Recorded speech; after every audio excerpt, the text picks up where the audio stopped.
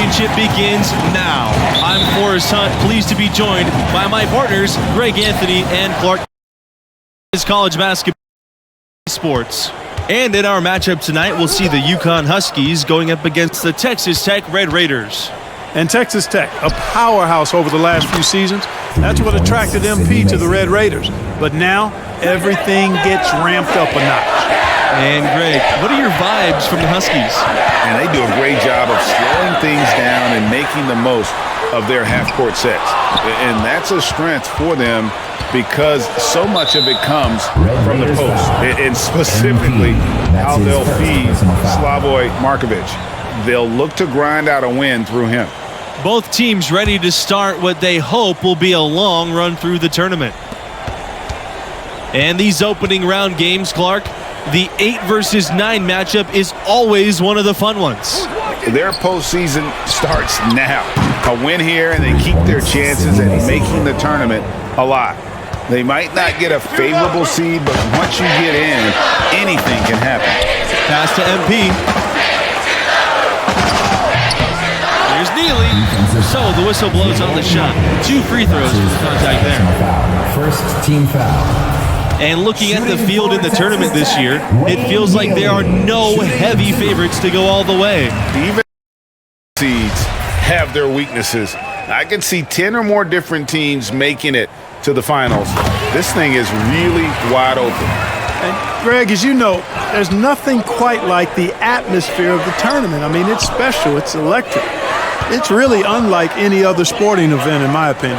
And you can feel all the eyes around the world on you. This is where legends are made and legacies are built. The winner-go-home feeling of every game cannot be replicated. And MP leading this team in their conference tournament. They were able to secure a ticket by winning it all. They have a lot. Shooting 4 times UConn has won the national championship.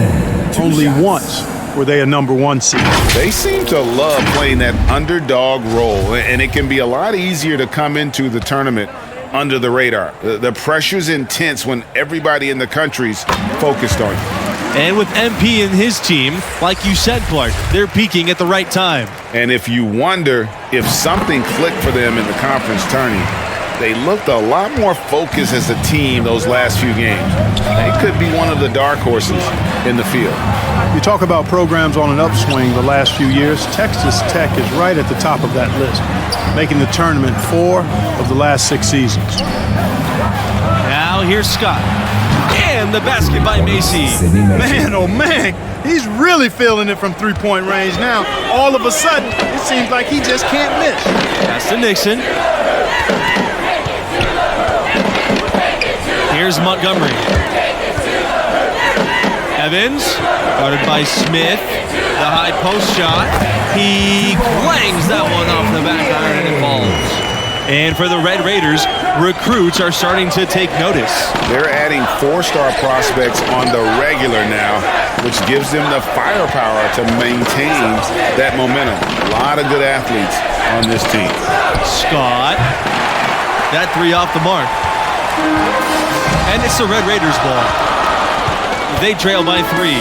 Down low. Here's MP. It's rebounded by UConn. Boy, not the kind of start they wanted. Only far. Macy on the wing. No good with the triple. Texas Tech with the ball. Lets it fly from 18. Count that bucket.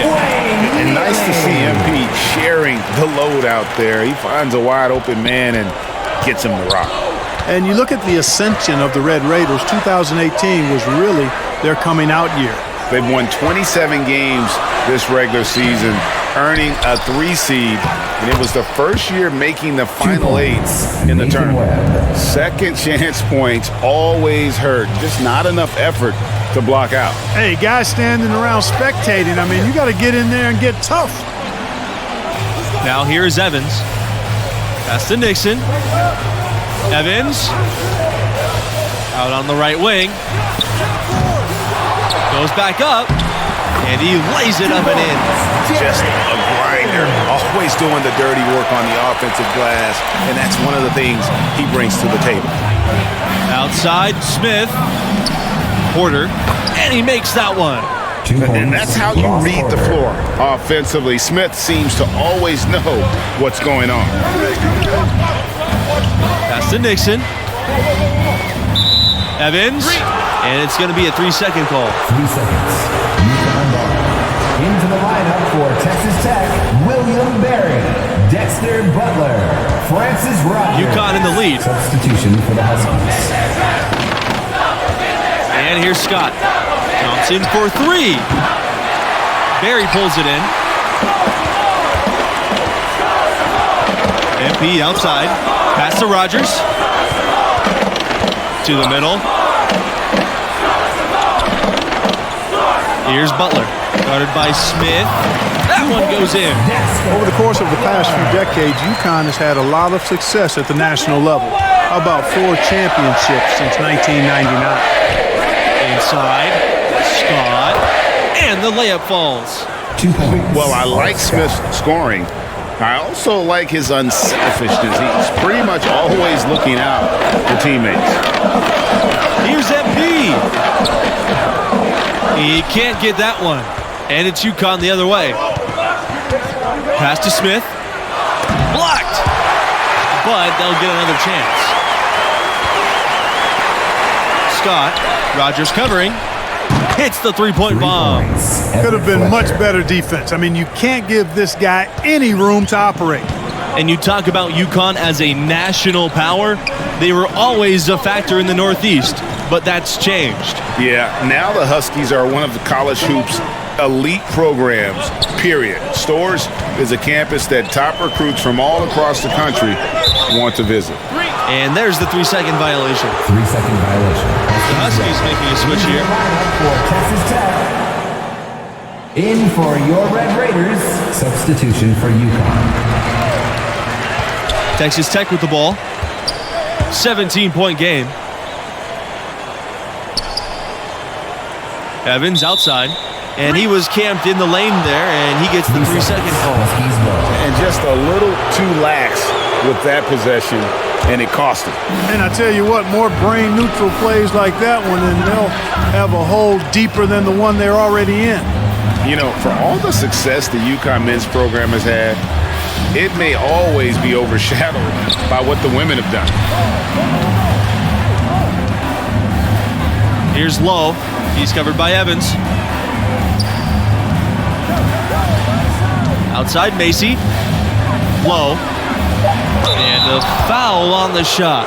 He'll go to the stripe for 2. It goes on Evans.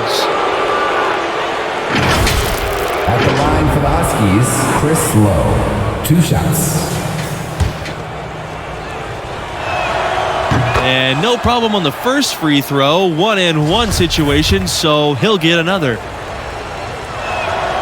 He's perfect from the line this time.